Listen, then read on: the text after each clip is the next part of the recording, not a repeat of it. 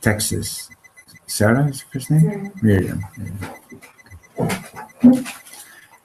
Okay, so we started yesterday this little introduction, which is really, really important. Introduction to the second book of the Tanya. And we elected to do this right now because we elected, right? Shalom Brat elected. We got 2 votes. Got 2 votes. Because I wanted to choose a unit that I'm going to be able to complete before I leave. I'm going to be leaving on the 4th or the 5th of November. And Rabbi Yonah is going to be carrying on afterwards. So, but it's a terribly important unit, and it's about educating the child. And since all of us are already such advanced adults, it's a good idea to know what it's like to be a child, right? There's a little magazine or newsletter called Gadgets, and the subtitle of it is for men who won't grow up. Anyway, one of my friends used to say, "Men will be boys." It's a good thing. Don't women think that men are little boys that have never grown up? That's exactly what they think. Ask them, they laughed on the truth. Men don't laugh if you know this. This Hasidic teachings that should remain this. No, there's a word. Elyon said like this. Yehuda says to Yosef, how can I go back to my father and the boy won't be with us? Benjamin. So he said like this, we're going to come up to heaven and Hashem's going to say, where's that beautiful boy that he used to be? Where's that beautiful child that he used to be? Okay, so we're talking over here about education 16. So we're talking about. He started out with with a quote from King Solomon from Shlomo HaMelech, "Hanoch Dunai al pi darko," educate the child in his way, gam ki yaskim lo yasur mimena, so that when he'll be older, he will not depart from it.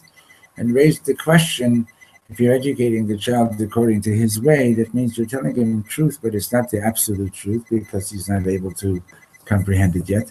So if he's going to grow up with a childish understanding of what God is, what's so great about that, right?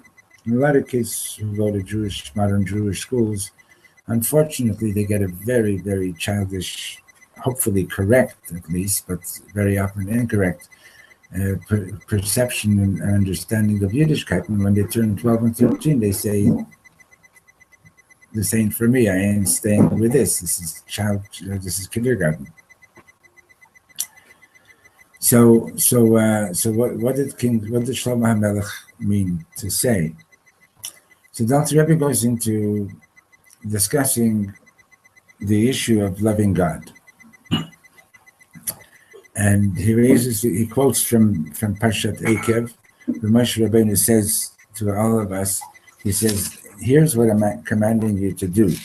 And what is it that I'm commanding you to do? La'asota le'ahavat Hashem. I'm commanding you to love God, to do la'asota, to make it happen, to bring about your love for God. Well, how does the verb of asiyah, doing, how does that relate to loving, right? It's something that is an emotion. It's not something that you manipulate. So to answer this question, he goes into a whole discussion about two kinds of love for God.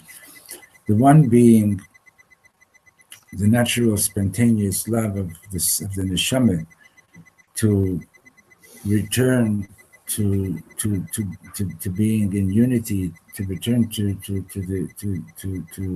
Hashem, and to be back in unity with Hashem. And that's a natural, spontaneous love when the soul is unencumbered by any attachments to the physical world that we live in, to the physical life that we live. The natural desire of the soul is to just catch fire for God. Okay, and he calls that a havak rishpei eish. Like a roaring fire. It's a love that's just the natural state of the neshama, but only tzaddikim, or those who merit to experience this, are the real tzaddikim, and because they are mamish. What do you call it? They are completely. Whatever physical existence they have in this world is totally purified and clarified, and they have a lot of Torah and a lot of good deeds, and consequently they have a very high neshama, so they can actually experience this kind of love. But can't you also leave? Maybe they could constantly live in that love and just not feel Well, those times when you feel that. There's times that you feel that, but if it's not continuous, so then that means that means you're still attached to the physical world. But let's see what he says about the second kind of love. Okay? So v'hashenit, the second love. In the orange, I think it's in the second line, and the yellow is the first line. So v'hashenit hi ahava shekol adam yochal lahagia eleha. Every person can achieve this second level of love. How so? K'sheyitbonen hetev, by meditating well, and that means that you've got to learn how to meditate. Be'umka de liba, in the depth of your heart. In other words, it's not just an intellectual activity. Meditation is generally an intellectual activity, right? But it has to be umka de liba. It has to make a difference. Okay. Now, for example, Rav Steinsaltz gives this example. Let's say I say point up. So which way are you going to point? Up, right? Say point down. Which way are you going to point? Point down, right? Okay. Now, who's on the other side of the planet? Which country? China. China? Yeah. Okay. If you say so. Now, if you were standing in China and I say point up, which way would you point? It's us. I mean, the other way. Which way would you point? Or down. You would point this way, right? And up, you would point. I'm sorry. If I would say point up, you would point this way, and if I would say down, you would point this way, right? No, it's up on this side. Would be Wait a minute. Right? Just go back to childhood for a second, right? Now, what would you do in childhood, right? You would basically take some kind of a visual walk to the other side of the planet, right? And you would realize that on the other side of the planet, in comparison to here, you're hanging by your feet, so to speak, right? And you would realize that up is that way and down is this way, right? Now, the more you think about it, the less frequently you will have to actually take that walk to the other side of the planet, right?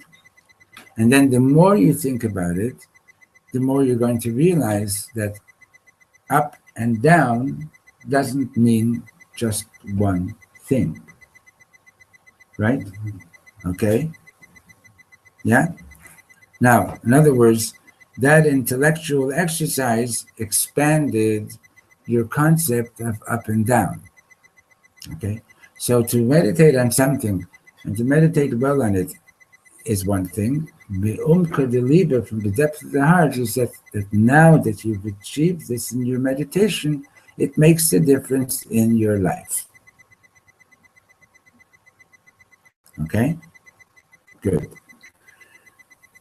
So, what is it that you need to meditate on? So he's going to give us the meditation here. Okay? So he says to meditate bidvarim hama'ovirim et ahava l'Hashem b'leiv kol Yisrael. There are certain meditations that if you, as a Jew, meditate on these things, they will arouse your love for God. Every Yid, no matter how religious they might be or not, if they were to meditate on the following meditations, they will love Hashem. Huh? You did this last year, but I stopped doing it, so I'm going to do it now. I've been more than once and I'm still trying to do it. Okay? Now, Hein Derech Klal. So he's going to give two meditations. One is general, Derech Klal. Hainu, that is, Kihu Chayenu Mamash. So the first meditation is plain and simple. To meditate on the fact that God is literally your life. V'kasher ha'adam ohev et nafsho v'chayav, and just like you love your being and your life, ken yohav et Hashem, so he will love God. Kasher yidbonein v'yasim el libo, when he will meditate and bring it to his heart, ki Hashem hu nafsho ha'amitit v'chayav mamash, when he'll bring it to his heart that God is literally his life, his true life, and his actual life is Hashem giving him his life. Okay, so basically,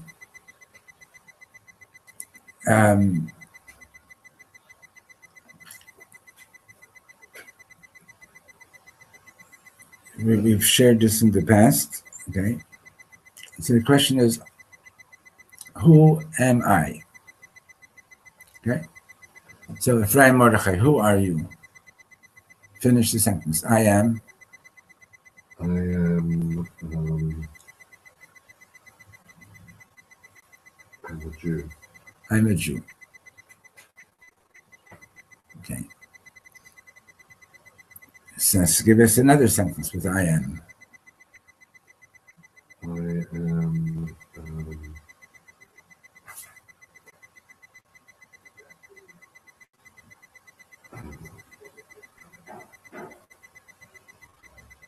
I'm kind-hearted. I'm kind-hearted. Good. But that's what you're like. Yeah. If you start going into who I am, right, and you go and you keep on repeating, you keep on reiterating states, one thing after another. So at some point you're going to say, well, I am my body, right? Okay. Or energy. I am my energy. And so then if you go deeper, eventually everyone is going to come to the realization that I am a neshama. I'm a soul, right? And how did you get this, right? In other words, I myself literally have nothing, right? I don't own my life, right? I can't guarantee anything about whether I'm going to be alive in a second from now or not, right? I'm really nothing. I'm just a manifestation of life that Hashem is giving me, right? But we don't normally think that way. I like chocolate cake, okay? I like to do this and this.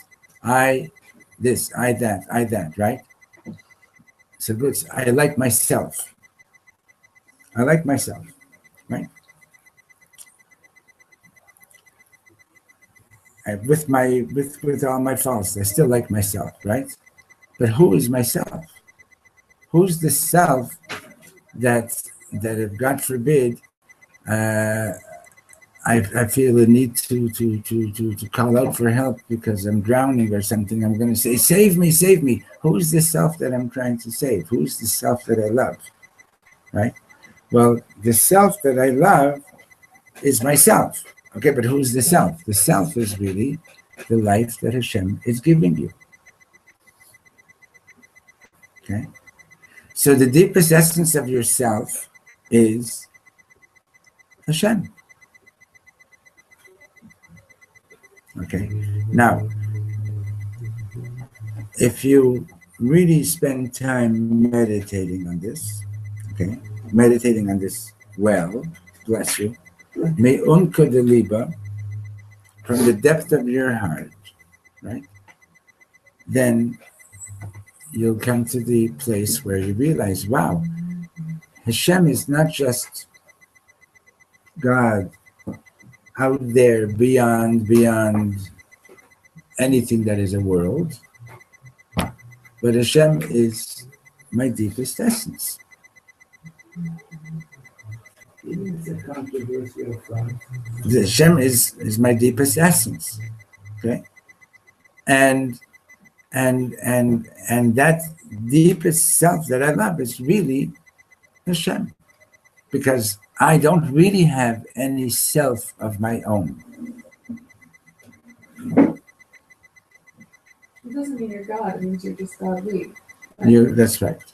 But if I was going back, I am, and I come to the conclusion. I'm a part of God.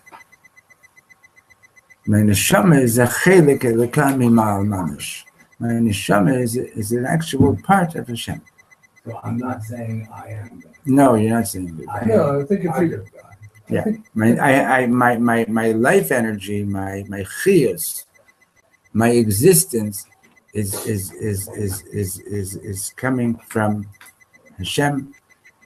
That's the godly spark within me. I don't know if this is a Shlomo song that it's meditation retreat. I've done it with it's really been, I am alive, I am alive. I'm alive. And who is this aliveness, the Siam? Who is this aliveness, the Siam? Is it not the Holy Blessed One? Right. So that's a nice way to do it. Okay. So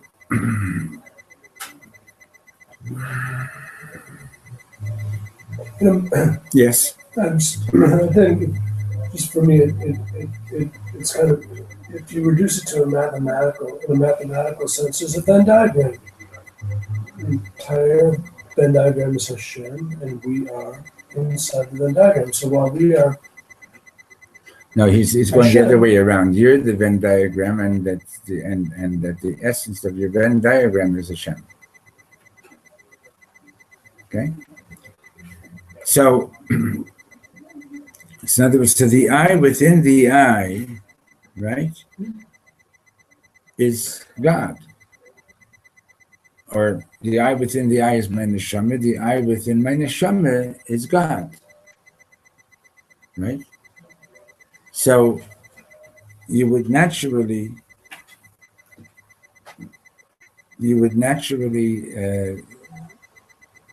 come to the realization. In other words, this would arouse your love for God. Okay? Now, look at Rav Steinsaltz's commentary in the yellow book. It's at the bottom of page 17. And in the orange is the second last paragraph, the middle of the page, on page 18. Okay? Here in the yellow, page 17, at the bottom, second last line on the bottom. And in the orange, we said page, what did we say there? page 18. Page 18, in the middle of the page. But is it orange? Yeah. Oh, it's not. Yeah. Page 18, in the middle of the page, there a paragraph that begins with the words, Im lehishtamesh b'lashon charifa. So this is Rav Steinsaltz's commentary. So now, if we were to speak with sharp tongue, Ahava zo hi pituach shel ahavat atzmo. Now, when you do this meditation, right, you're really developing your love for yourself, right? In other words, I love myself. Okay, who is the self that I love? Oh, my neshama, right? So kimat suk shel egoism. It's like a kind of egotistical thing. Ela kemo she'amar tzadik echad. In other words, why is it egotistical? Because you're working with the I and the I within the I, etc. Right? So isn't it like somewhat egotistical to say, I am a soul, and the I of my soul is God, right? So, כמו שאמר צדיק אחד, like this tzaddik once said, אהבת Hashem gam hi ta'ava. Loving God is also a ta'ava. It's a desire. It's because it's a tremendous pleasure. אלא, כדי להגיע לתאווה זו, in order to achieve this desire, צריך לשבור קודם את כל התאוות האחרות. You first have to break all other ta'avot, all other desires. Right? In other words, you cannot achieve this love of God so long as you're loving something else. Okay? So במובן זה, כדי להגיע לאהבה זו, אדם צריך לעבור קודם דרך עצמו. So you have to, first of all, go through your own self. דרך אהבת עצמו, you've got to reach this love of God, to reach this, right? You've got to go through your own self and your love of self. הוא צריך להעמיק בזה, and you have to go deeply into this, עד שהוא שובר את כל התפיסות הקודמות של until you break all other prior concepts of self. Mi ani, mi nafshi, magia litfisa, shenefesh nafshi ze HaKadosh Baruch Hu. To get you have to break all other concepts of self to get to this, to be able to truly get to this concept that the soul of my soul is God. For example,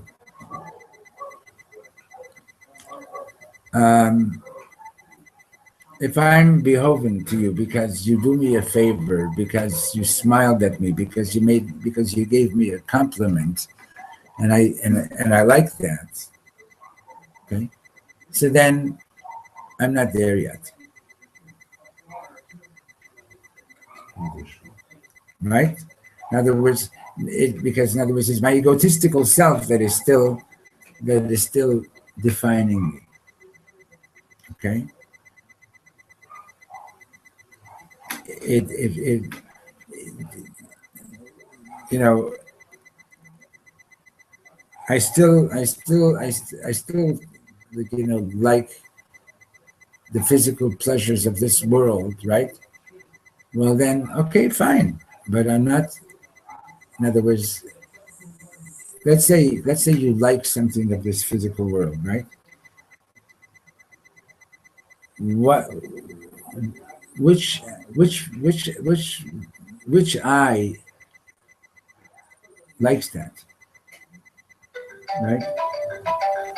And you just unplug it and get it to me, please. No, it's not for now. Which eye likes that?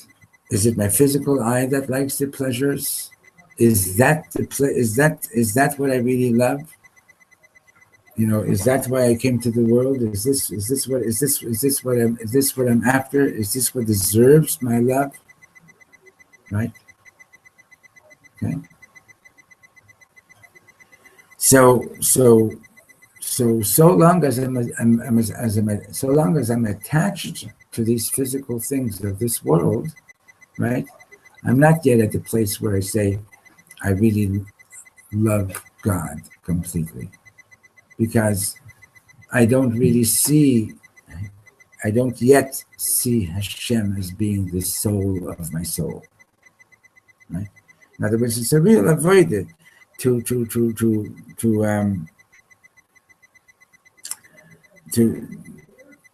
work with yourself and say, okay, I'd like to go on a cruise. Good. But to then say, okay, but let me really get in touch with who I am. And if I really get in touch with who I am, with the real essence of my being, okay, then it's very, very likely that I'm going to say, wait a minute, during this time that I'm away on the cruise, there's so many more important things that I could be doing, not necessarily, okay? But yeah, I said not necessarily, right? Okay, but there are so many more important things that I could be doing. I like this. I'd like to take the money in my pocket and buy myself a bucket of Ben and Jerry's, right? But if I'm really in touch with the eye, and I know that my neighbor's children are eating a very meager supper, then my real eye is going to run and give those 20 shekels to my neighbor, right? So in other words, I have to break the external eye to get to the real eye. Now, it is a desire to be in love with God, right? But to really be in love with God, I have to be ready to give up I have to break all other desires.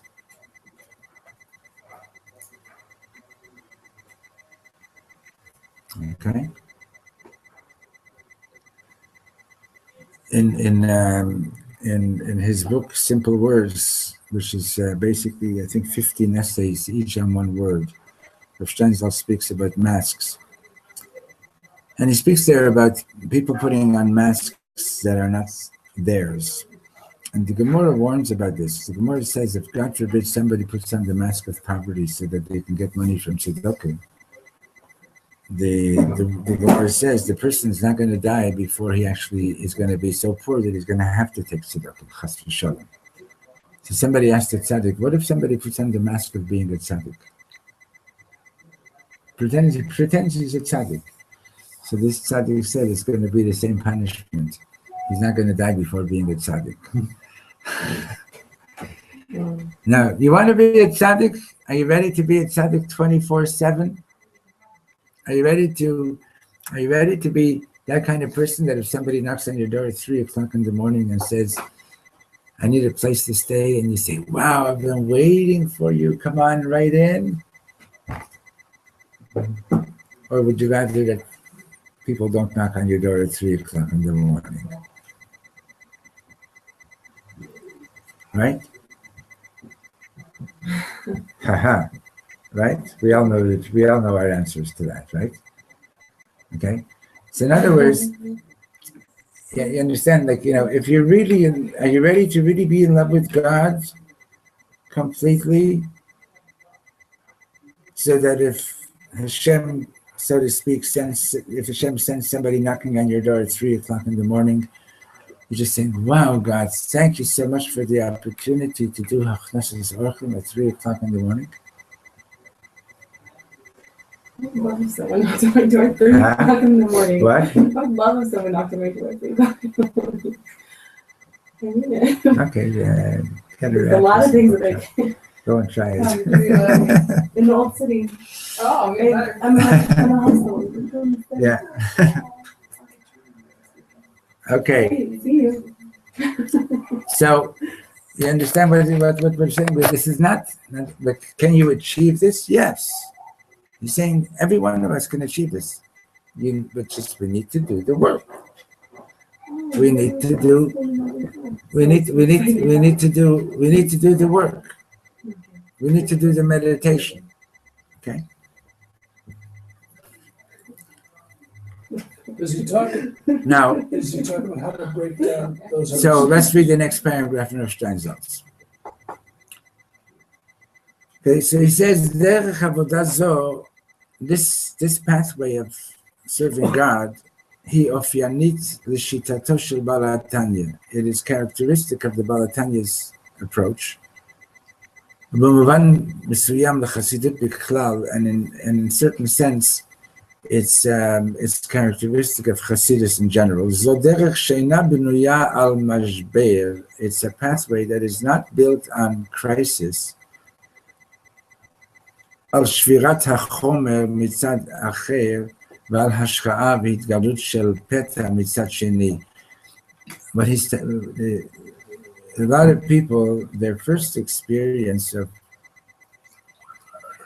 Hashem is when there's a crisis, there's a breakdown of something important in their life.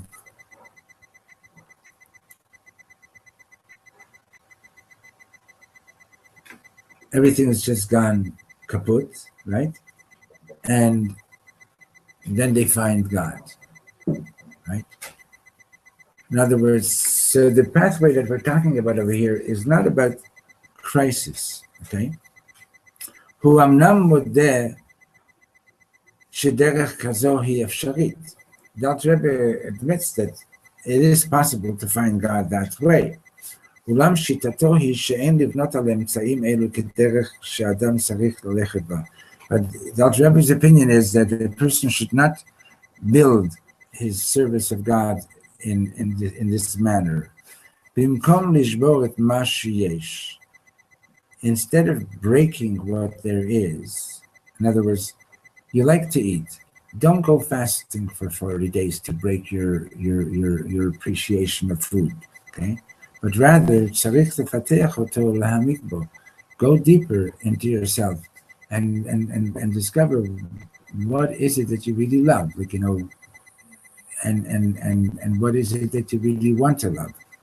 Well, בעצם הנקודה של הגשת ישותו, של אהבת עצמו, because at the essence point of your sense of self, the essence point of your love of self, יש נקודה של אמת, there is a point of truth there,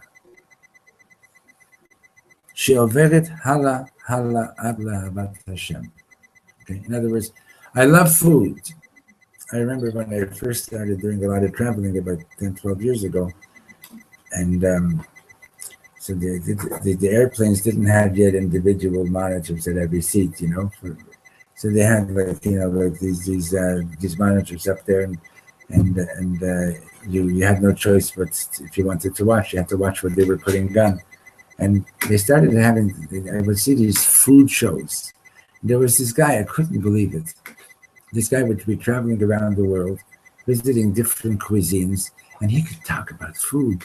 He could talk about food. Like I just couldn't believe it. Like how could a person talk about this dish that he's eating and describe it with like 150 adjectives and how it crunches in your mouth and how it tastes like this and how it. But you know what? The pathway that Alter Rebbe is talking about is not to destroy that, but to go deeper, okay, and to find the essence point of that love. Okay. Now, for example, what will be the essence point of that show? I love food. I love being nourished. I love the experience of being nourished by the one who's giving me life. Okay? So there's a point of truth there. And when you find that point of truth, then that will transform your lives. So you don't break down these desires so much as you deconstruct them. You don't ruin them, you don't break them, right? You deconstruct them in order to determine what the true essence of that desire is. Exactly. Yeah.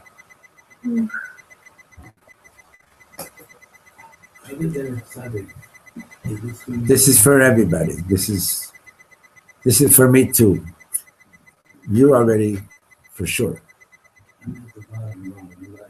Now you're showing up with your humility. You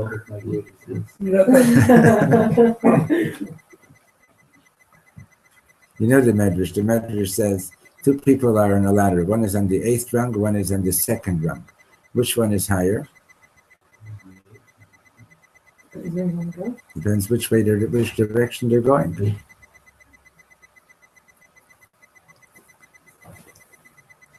Okay, so back in the text, Kamoshi Katuv Bazohar, and the yellow one on the top of page 18. Al Pasuk Nafshi Iviticha. There's a verse in Yeshayahu, right, where he says, "My soul, I desire you," right? So the Zohar understands the verse as follows: Nafshi, you Hashem are my soul. You Hashem are my essence. Iviticha, I desire you. Got that? Yeah? No. Nafshi, My soul. No, Pashut Pshat is Nafshi Iviticha. My soul desires you. In other words, but the way the Zohar is reading it is Nafshi, you are my soul. Iviticha, I desire you. Okay? So that's the general meditation. That's what he said. This is a meditation. Huh? You is Hashem, yeah. So that's the general meditation, which is actually accessible not only to Jewish people. Right? Now here comes a more particular meditation. Vehen derech pchat. Now here comes a very specific meditation. And in order for it to achieve and work, you need to learn the meditation and practice it and become very familiar with it and do it. Okay? שכשיבין וישכיל בגדולתו של מלך מלכי המלכים הקדוש ברוך הוא. Think about intelligently, think about the greatness of the King of all kings, the Holy One, blessed be He. Derech pchatit, as in as much detail as kasher yuchal se'et b'sichlo, in as much detail as your mind can bear. In other words,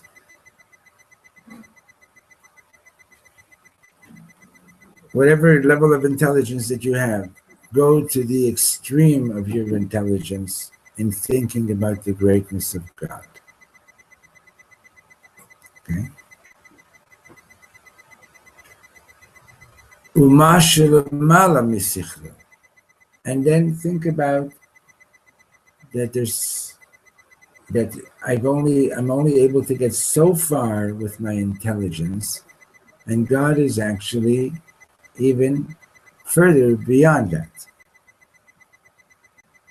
Okay. Now, God is enormously great. Okay. And like literally meditate on that. Okay. And then afterwards, Yidbonen, continue the meditation and think deeply. Ve'ahavat Hashem ha'gedola ve'nifla'a eleinu. Think about the great love that God has for us. Le'red le'mitzrayim, that despite the great magnitude of the world, despite the how many constellations are there that we know of at this point? I don't know, I have no idea, but huge numbers of constellations, right? Huge. The universe is enormously huge, right? I told you that once, those of you who are a little bit older, you're familiar with Mad Magazine. It's not the same anymore. David Berg is not alive anymore. It's just not the same. But the Mad Magazine was like a humor magazine, and so they used to publish sometimes on the back cover, they would have like a poster. And you know, when you go into a big shopping center, at the entrance, they have a big diagram of the shopping center with an arrow saying, "You are here." So they made this poster of part of the Milky Way. And there on the poster is a little tiny circle, a planet Earth with an arrow saying, "You are here." Okay? So what you can do is if you can go on Google Maps, and find your location, right? And say, you are here. Now move out, zoom out, right? And then you see your city, and you see your country, and you see this whole side of the planet, etc. Are you there? Can you see yourself? You're less than a picosecond, so to speak. You know what I mean? We're so tiny, right? God is so great, and still, what did Hashem do? He specifically came down to Egypt, right? Out of his tremendous love for us, he comes down to Egypt, Le'red le'Mitzrayim, Ervat ha'aretz, the cesspool of earth, okay, the most disgusting place in the world at that time. Lahotzi nishmotenu mikor ha'barzel, in order to take our souls out of this iron pot. Shehu hasitra achra v'rachmana litzlan, that being the other side, in other words, heaven forfend, meaning to say, like in other words, we were in this lowest place in the world, right? And we never even dreamt that we're going to get out, right? And what did he do? So Hashem comes and pays attention to us because of his great love for us, and he takes us out of there, likarvenu elav, and in order to bring us close to him, ulidavkenu bishmo mamash, and to bond us with his name, right? That we carry his name, Yisrael, Yashar El, okay? Yud Sar El, like we learned in the other mimer. He bonds us with his name, V'hu ushmo echad, and he and his name are one.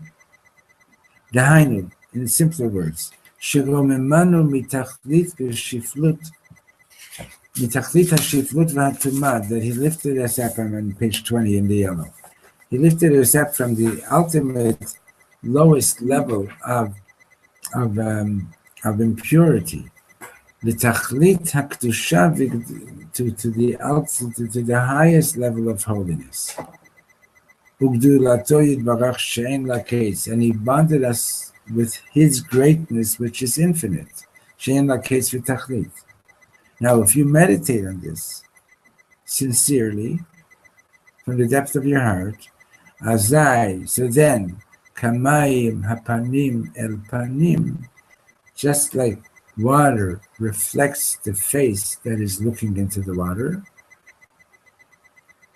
titzorer ha'ahava belev kol maskil, the love within every intelligent person will be aroused. Everyone who intelligently thinks about this, and you meditate on this in the depth of your heart will be aroused. You will have this tremendous love for God, this very powerful love, and you will just bond with him and desire to bond with him, believe nefesh, with all your heart and soul, as will be explained at length in its proper place. Okay, so that's the meditation. Any questions about that so far? So just imagine your best friend whom you haven't seen in a long time. Okay? Now just visualize this for a moment. Okay? Your best, you can keep your eyes open as much as you want. Your best friend whom you haven't seen in a long time just walked into the room. And they say, hi, and they come over to you and embrace you.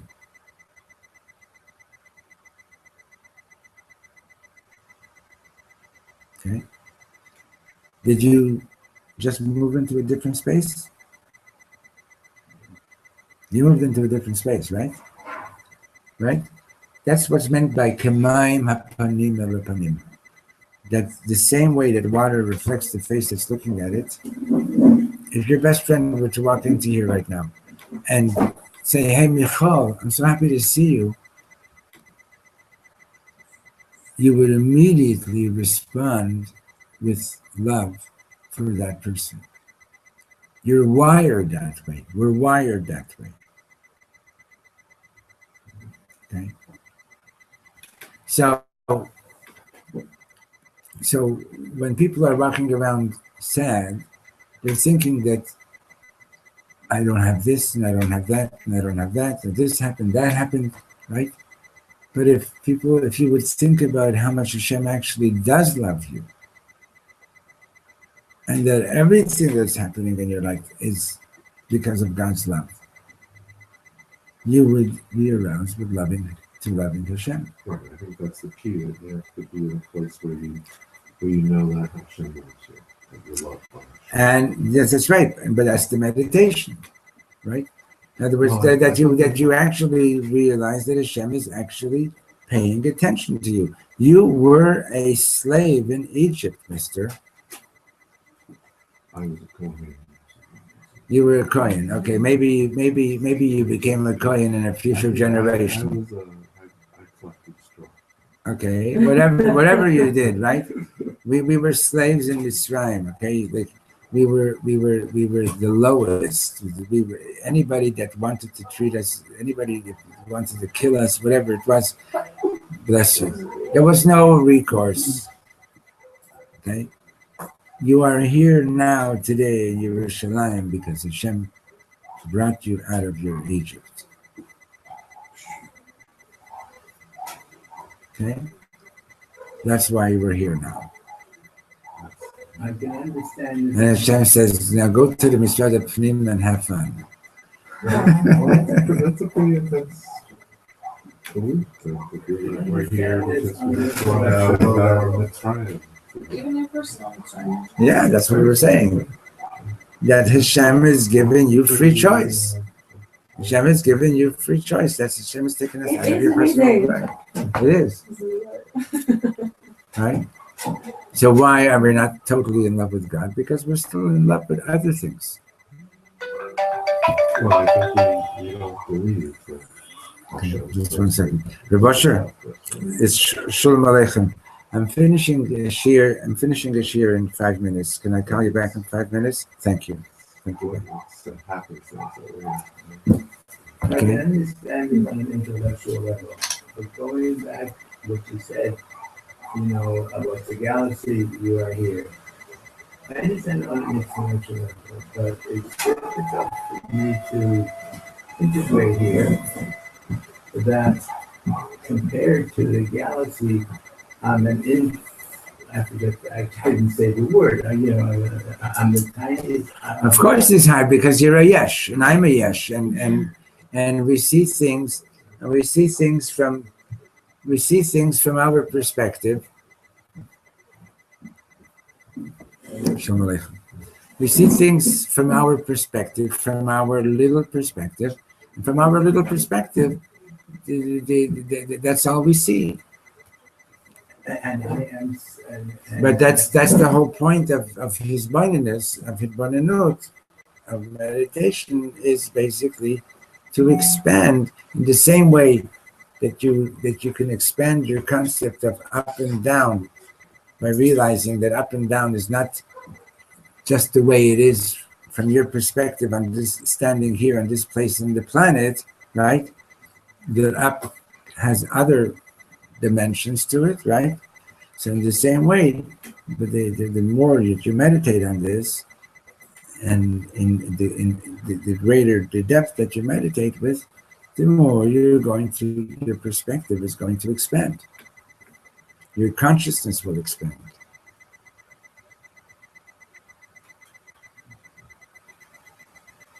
Yeah, but the truth is, I'm just to be able to get to a place of believing that Hashem personally brought me, that I'm here because Hashem brought me. I'm trying is a very deep walk. It's deep and it also is humbling, right? And we don't like to be humble. Let's be honest. Probably like those. Anybody here like to be humble? No, we don't like to be humble. We like to walk around, and we have more chutzpah than anybody else does. Holy chutzpah. Right? We have holy chutzpah. But looking at the understanding the meditation, we have. It's not logical to be a Balgaiva. Right. Sometimes we're pretty stupid. You're right. It's not logical. I heard a story about this chos that came to the Vienna Rebbe, and he was telling him that he's having trouble with his guy, but he can't get past his haughtiness. So the Rebbe said to him, sit outside in the waiting room, I'll call you back later. So another chassid goes in to speak to the Vienna Rebbe. He comes over to this man who's waiting, and he says, the Rebbe said I should speak to you. She says, what about? She says, I need $20,000. And the Rebbe said I should ask you for help. She says, me? I don't have $20,000. I'm not a rich man. I can't help you. I don't know why the Rebbe told you to speak to me. So a few minutes later, another chassid went into the Rebbe. He comes out. He says, Moshe uncle, the Rebbe said I should speak to you. I got a problem. She says, what? She says, I'm really stuck in my learning. I can't figure out this passage from the Gemara. Can you explain it to me? She says, me? I can't explain it to you. She says, oh, okay. Right? Another chassid goes into the Rebbe, comes out, Moshe Yankel, the Rebbe said, I should talk to you, right? He says, what is it? He says, I need some good advice in my business. He says, I don't know, I can't help. I can't help you. So a few minutes later, the Rebbe calls him in and he says, no, did you help these people? So he says, no. So he says, why? So he says, well, I'm not a scholar, I'm not a rich man, and I don't know how to do business. So he says, well, what are you showing off about?